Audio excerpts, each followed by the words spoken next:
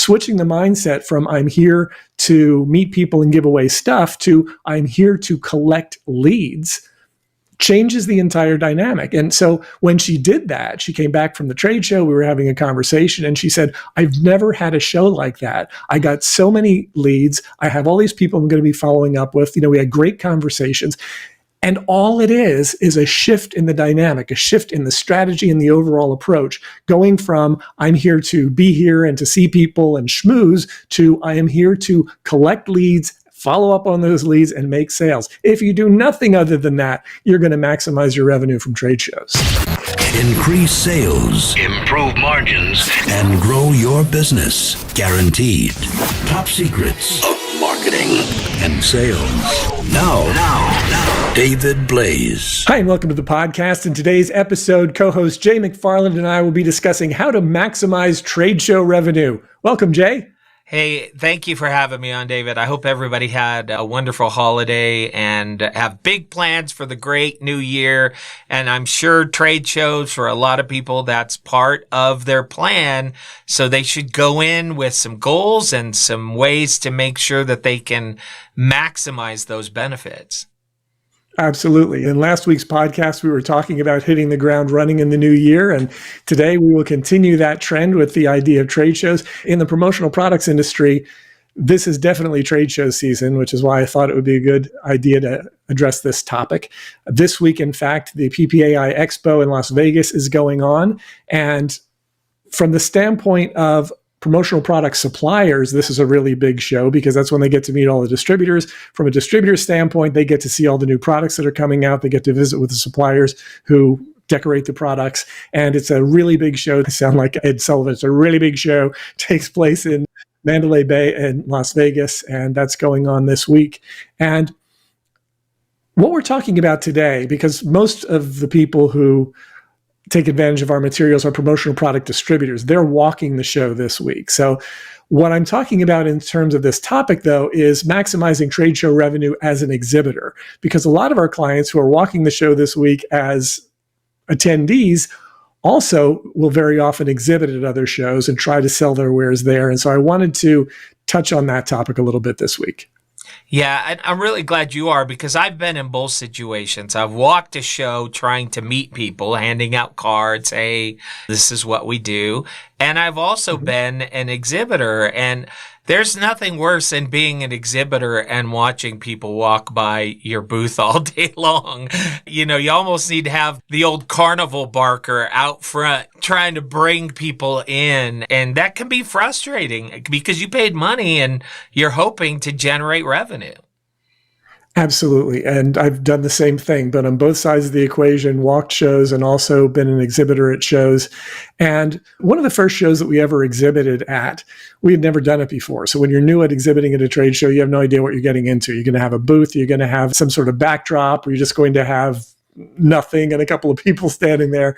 But I don't really want to get into all of that too deeply. I mean, whatever you decide in terms of the environment that you want to create there, obviously you want to create an environment that looks inviting, looks welcoming. You probably don't just want to have two metal chairs and stand there looking at people as they go by. They're probably not going to want to approach. But when you are not really familiar with what to do, you tend to just sort of go for cosmetics in some cases. Like you'll put up a nice booth and then you'll stand there and wait for people to come by, that type of thing. But what I've noticed is that many people, if not most people who exhibit at trade shows, take a very reactive approach. They show up, they set up their booth, and then they try to make eye contact with people as they're going by. And a lot of people, when they go to trade shows, they tend to do the bounce. They don't want to stop at every single booth. So if they hit the booth next to yours, they probably try to get by you to get to the next thing that they actually want to see. So there are a lot of things like that. But if we recognize that the goal is not just to inhabit space and try to encounter the people that we can encounter, then we can be a lot more proactive, do some things in advance that are actually designed to get your ideal prospects and clients to the booth in advance of the show so that you're not just waiting to see what happens. Oh, I love this. I love this proactive approach. 'Cause I've done the thing where, I'm walking along and I don't want to make eye contact with the exhibitor because then I feel like somehow I'm going to get sucked in. But if you're proactive and perhaps they're expecting you to be there and even looking for you, boy, that could really change the experience. Yes, it absolutely does. And I think one of the very first trade shows that I ever exhibited at, it was a local trade show and it was for our promotional product business. And I had never done it before, but I had a general manager who was pretty adept at the idea of being able to get attention and that sort of thing. And so he would come up with themes for the different events. And so one of the themes, he did sort of a mafia kind of thing where everybody was wearing sort of pinstripe suits. And I think he had like a violin case or something like that we carried into the hotel. He had an old Model T Ford as well. And he actually parked that out in front of the venue with a sign that said, come see us at whatever the booth number was. And so just something like that, it makes it a little bit different and it gets attention. So having a theme can be helpful, but without the vehicle out front, they wouldn't have known it until they would have gotten to the booth. But it's something that makes it a little different, a little more unusual. How are you going to tile that sort of thing in? So that's helpful. But then as I did more and more shows, I realized that if you can actually give people a reason to come to your booth first, they will actually do it. And later on, when we started exhibiting at industry trade shows, one of the things that we would do is send out an email in advance and say, stop by our booth or be among the first 100 people to stop by our booth, and you'll receive a free, whatever it was, audio CD, or you'll get a free book. We would hand out physical books. And we would send that out in advance. And what we found is that the show would open at 10 o'clock. And at 10:03, we would have a line of people outside of our booth. And everybody else in all the other booths were looking around and they're going, what's up with this? Why are these people here? I'm like, well, they just like us, right? Because you're not necessarily going to tell them everything you're doing. That's why we have a brand called Top Secrets. But there are specific things that you can do that are designed to get a result, but most people just don't do them. Well, this is an incredible idea because you're exactly right. I'm walking around the trade show, and if I see a booth with nobody in front of it, well, that tells me subconsciously nobody's interested in that product. But if a bunch of people are gathered around, I'm looking, I'm like trying to peer through the people. I'm like, what is going on here? And they don't have any idea that it's because you've sent out this notice in advance. It's just little tweaks like that, I think, can be so powerful. They can. And it really also ties into the whole idea of promotional products. Like people who own promotional product businesses should definitely engage in that. What they can do is if they can get a list of the people who are attending a particular trade show, they could send something out in advance saying the first X number of people who stop by the booth will receive a custom imprinted whatever the item is, some sort of item that has a perceived value, something that people will want. And then you can engage in conversation with people, first of all, to qualify them to see if they have an interest in what you sell. And if they do, then you can further utilize products to engage them, get them completely qualified in, and then follow up with them after the show. But each of those things is a separate step. So, for example, one of the things that we recommend to our clients who are in the promotional products industry is you can use sort of a lower end promotional item to hand out to people who just happen to be walking by. And if you exchange a low-end promotional item for a business card and you talk to them and you find out that they actually buy the products that you're selling, you could then have a higher end, a little more expensive item under the table that you would then give to the person who's better qualified and then let them know that you're going to follow up with them after the show. So that sort of strengthens the relationship and sort of creates an ascension ladder where you're going from sort of the low end thing for the people who are less qualified to a higher end thing for the people who are more qualified. You give them a higher value gift of obligation, and it just really allows you to strengthen the relationship right there at the trade show.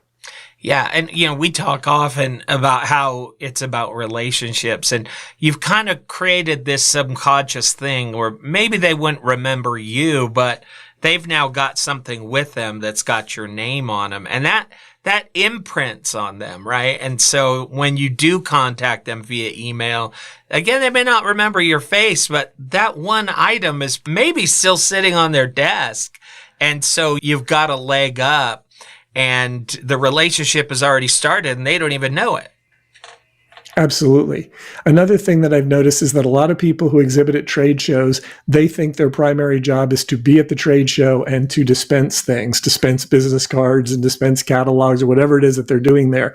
They think that that's their primary job. And I believe their primary job is exactly the opposite of that. Your job at a trade show is to gather as much information from people as you can, gather as many leads as you can, as many prospects as you can, so that you can follow up afterwards. So many people who exhibit at trade shows totally blow that part of the deal. Some of them will literally spend 3 days or 5 days, however long the trade show is. They'll travel to the trade show. They'll put their people up in hotels. They'll pay for feeding their people. They'll pay for entertaining and all that sort of thing. People will gather business cards at a trade show booth. They'll get back to the office and then they'll do nothing with it. They will totally drop the ball. Now, for people who are serious about this, they're going to think, oh, that's crazy. Who would do that? But the reality is that most people do. They either don't follow up or they don't follow up as well or as consistently as they should. And at that point, all the money they've spent on all those other things is essentially wasted because you're not converting it into revenue.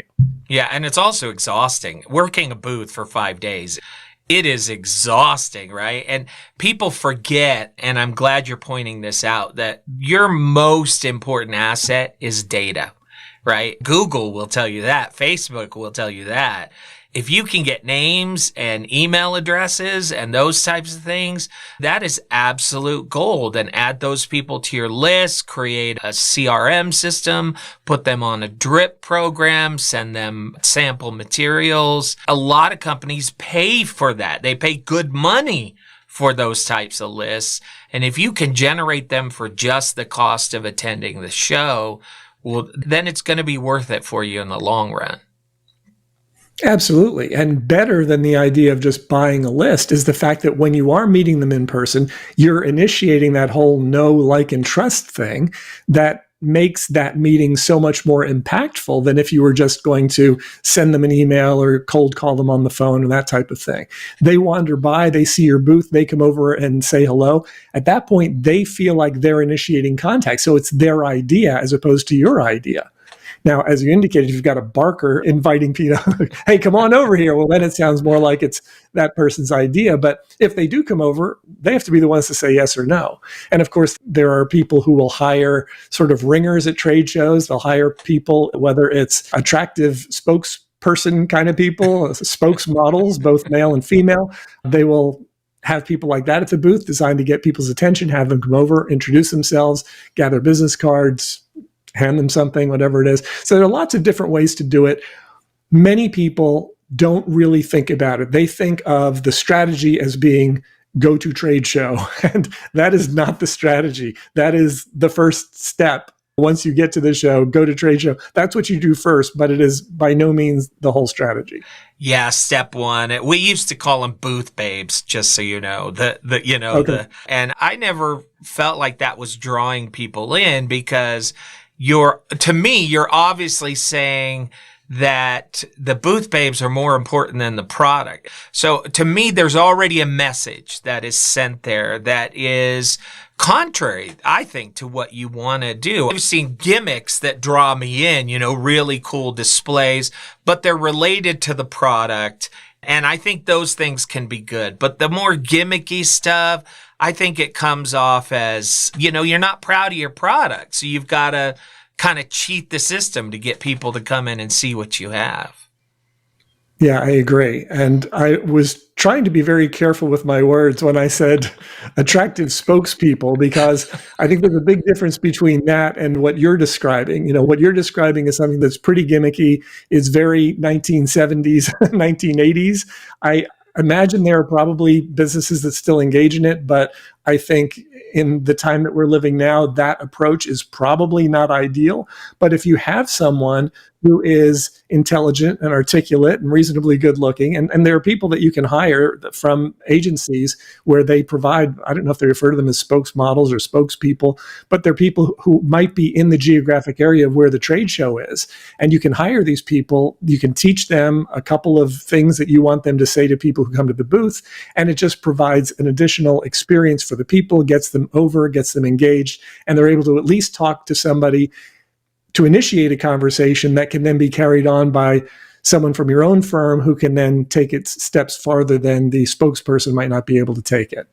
Yeah, I think that's a great point. Is often, I mean, maybe people would think going to the trade show is like the raw deal, like, oh, I don't want to have to go. But really, those should be your best people, your best communicators, your best face, your best foot forward. A lot of time it's going to be you because you're the owner of the business, but other times ensuring that that is somebody who knows how to communicate and knows how to draw out information. You know, just get a business card. A lot of shows have the electronic systems now where you just tap their machine and that takes in their information, but choose your best. Not your mediocre or everyone goes, not it, that type of situation.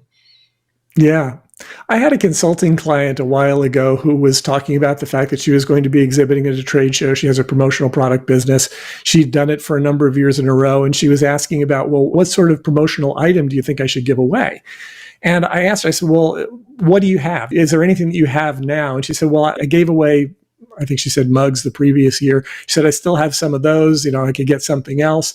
And essentially what I told her is what I said earlier in this podcast, which is the main thing is not so much what you give away. It's going to be how you use it. So whether you decide to get some sort of new promotional item or whether you decide to use what you had from last year, but instead of just giving them out like candy, qualify people in with it first. Don't just give it to anyone. Give it to the people that you actually want to impact with your message, people you can gather information from, and then be sure to follow up. And just turning the tables on the whole thing. Again, switching the mindset from I'm here to meet people and give away stuff to I'm here to collect leads changes the entire dynamic. And so when she did that, she came back from the trade show, we were having a conversation, and she said, I've never had a show like that. I got so many leads. I have all these people I'm going to be following up with. We had great conversations. And all it is a shift in the dynamic, a shift in the strategy and the overall approach, going from I'm here to be here and to see people and schmooze to I am here to collect leads, follow up on those leads, and make sales. If you do nothing other than that, you're going to maximize your revenue from trade shows. And that's amazing. It's just one tip of many that you offer. How do people find out more? Well, you can go to topsecrets.com/call. That's topsecrets.com/call. Schedule a call with myself or my team. We'd be happy to have a conversation with you, whether it's something like this or whether you're just looking to prospect in other ways, because obviously trade shows are just one way of getting your information out there and meeting new prospects and attracting leads. If you're doing it via direct mail, if you're doing it via social media, if you're doing it via networking or cold calls, whatever it is, we can have a conversation. We can talk about what you're doing, what you might be able to do better, because as we discussed just in this podcast alone, there are so many little tweaks that you can make to the things that you are doing that can make a huge difference. It just makes sense to have the conversation and see if we can help you. Absolutely. Dave, thank you so much for your time. Thank you, Jay. Increase sales, improve margins, and grow your business. Guaranteed. Top Secrets. TopSecrets.com.